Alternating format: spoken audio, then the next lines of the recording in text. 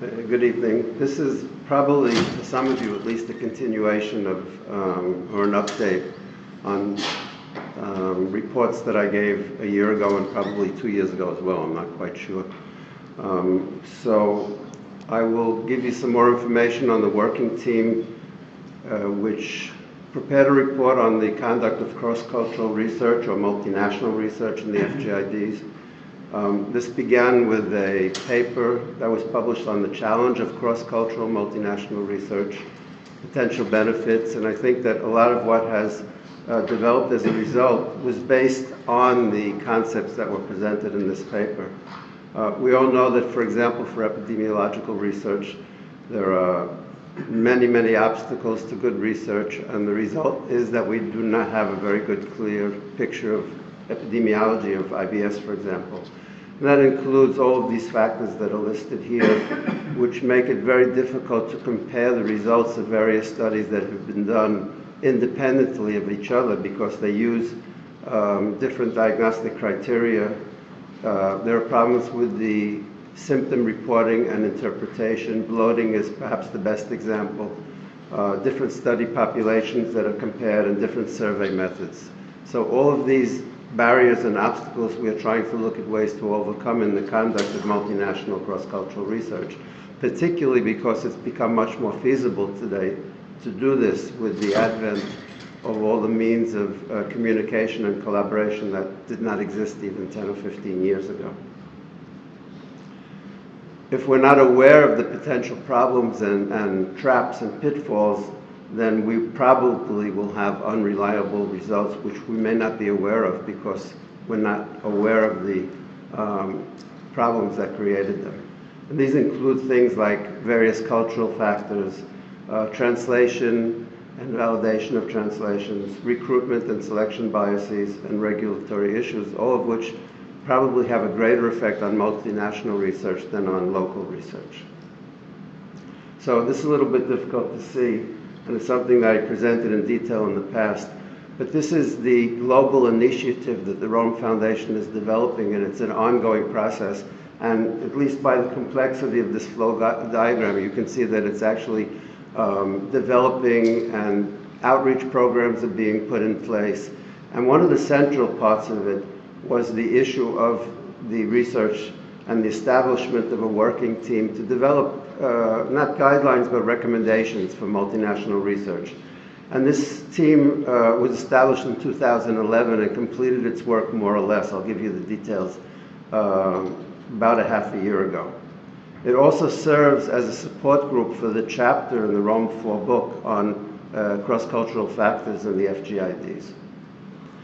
As you can see, the team really has a multinational representation and a multicultural representation. So we did had good input from most corners of the globe, so to speak.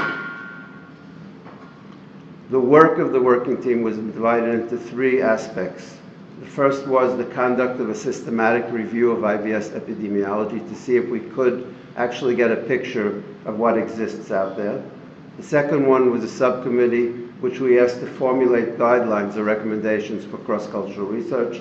And the third was a subcommittee to develop concepts and recommendations for fostering networks for cross-cultural research. The products that we anticipated was a systematic review of IBS epidemiology. That, I'll show you some very minor results of that, but we hope to submit that paper for publication within the next month or 2. A comprehensive document with recommendations in the areas that I discussed, and you can see that actually the final report came out in January, February of this year, and it's contained in your booklet. So if you're interested, you can go over that. And standalone papers, excuse me. The standalone papers that we have now are the systematic review. We have prepared a paper which summarizes the recommendations that appear in the full report, and we published that as a standalone paper. And we've done a comparison of healthcare services for the FGIDs in 4 countries which have different healthcare systems from different parts of the world: Italy, India, South Korea, and Mexico. That has been submitted for publication, and we have gotten a provisional acceptance for publication pending major revisions. In terms of the systematic review, there was a review reported about 2 years ago, which reported an 11% prevalence of IBS globally. That was based on 81 studies with 261,000 subjects.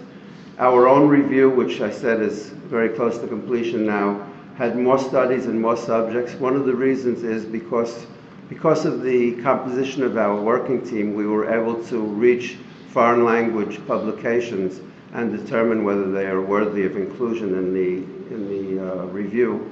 And our conclusion was a pooled prevalence of 8.9%. So these numbers are a little different, but I think actually they're somewhat remarkably close to each other.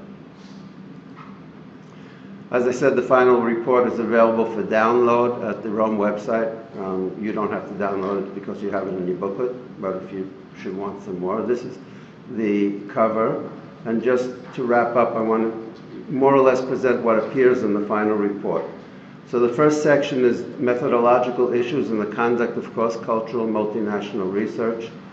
It includes study design with subtopics which we go into in some detail on prevalence studies, comparison of healthcare practices, drug efficacy studies, issues of potential confounders, subject recruitment, representativeness of samples, categories of study populations, and other potential factors to consider. All of these have been discussed in detail in the report.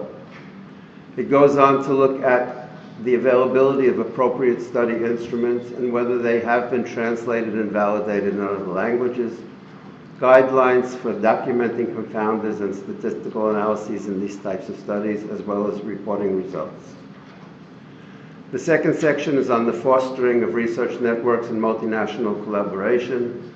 And here we looked into the issues such as conditions for fostering research networks, how these can be organized in terms of infrastructure, administration, communication, looking for funding sources and potential collaborators, logistic barriers, and potential research areas. And here we developed a series of ideas of the type of research that might be of value if it were conducted by this type of collaborative effort. We looked into the challenge of language as an example of a type of research that could be done.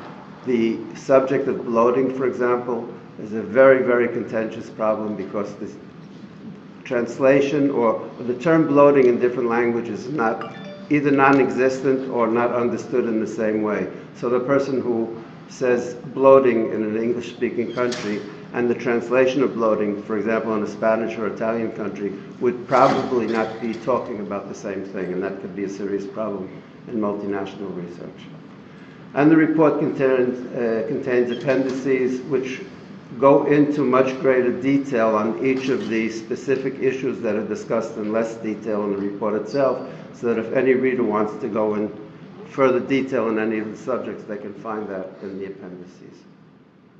So, thank you.